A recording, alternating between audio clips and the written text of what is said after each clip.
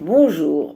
Aujourd'hui, nous allons parler de comment décrypter les étiquettes dans les produits manufacturés. Alors, il faut savoir que quand on achète un produit manufacturé, il y a toujours au dos du produit l'étiquette du produit. Alors, ça se divise en deux parties. Première partie, c'est la partie des ingrédients. C'est-à-dire qu'il y a marqué les ingrédients du produit, de ce que compose le produit. Les ingrédients, ils sont toujours marqués par ordre décroissant. Ça veut dire quoi? Ça veut dire que euh, le premier produit qu'il y a écrit, c'est là qu'il y a le plus de ce produit.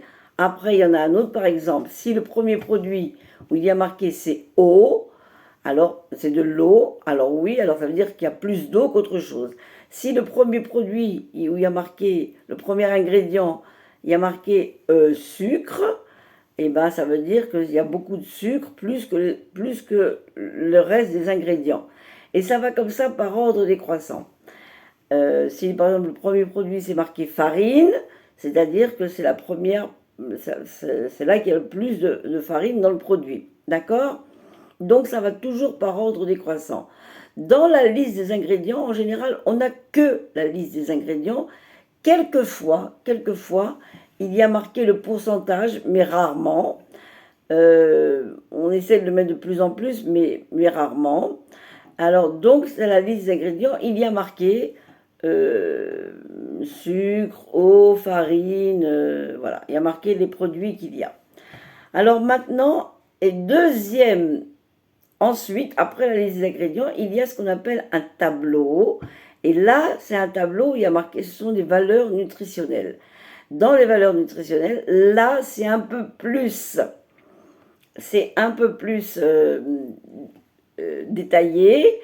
Là, on voit combien de protéines il y a dans ce produit, combien de glucides il y a dans ce produit, combien de sucre il y a dans ce produit, combien de matières grasses il y a dans ce même produit. Donc là, on va en savoir un peu plus sur la composition vraiment du produit.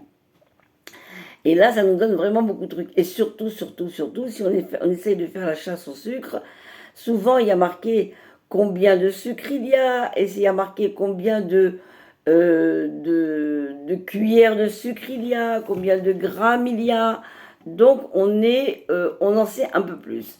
Dans le tableau des valeurs nutritionnelles, ça va toujours pour 100 grammes, pour les 100 grammes du produit. Par exemple, pour 100 grammes d'un produit, il y a tant et tant de protéines, de fibres alimentaires, de sucre, de matières grasses, il y a marqué. En plus, quelquefois, pas pour tous les produits, quelquefois, il y a marqué aussi quelles sont les valeurs nutritionnelles pour 30 grammes. Par exemple, si c'est un paquet de cornflakes, par exemple, alors il y a marqué la valeur nutritionnelle pour 100 grammes et après il y a marqué une valeur nutritionnelle pour 30 grammes.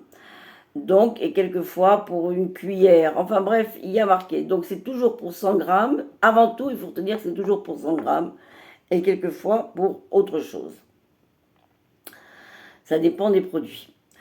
Donc, je répète, il y a l'étiquette, elle est divisée en deux. Première partie, les ingrédients, où on apprend ce qu'il y a comme ingrédients, mais on ne sait pas exactement les quantités qu'il y a. Deuxième partie, la valeur nutritionnelle du produit. En général, c'est un tableau qui est toujours pour 100 grammes. Et là, on apprend beaucoup plus sur la réalité du produit. Ça, c'est deux. Maintenant, dans la liste des ingrédients, souvent, on a une liste très longue. Et très souvent, c'est une liste où on comprend le premier mot, le deuxième mot. Et après, ça y est, c'est fini, ce sont des termes chimiques, ce sont des termes, des trucs qu'on ne connaît pas du tout. Alors, ça veut dire que c'est souvent un produit ultra transformé, où il y a énormément de colorants, de produits, des rehausseurs de goût, des trucs comme ça, qui font en général pas très très bon d'utiliser ce produit. Pourquoi? Parce que ça veut dire que c'est vraiment ultra transformé. Alors, en général, s'il y a des produits avec des listes très très longues, normalement, essayez de remettre le paquet sur les étagères, sur les étalages du super. Maintenant, autre chose, il faut savoir aussi que d'une façon générale, si on veut manger sain, il vaut mieux utiliser des produits où il n'y a pas beaucoup d'ingrédients. Et moins il y a d'ingrédients dans le produit, mieux c'est. Par exemple, quand vous achetez un paquet de lentilles secs, il y a des lentilles et c'est tout. Il n'y a rien d'autre. D'accord?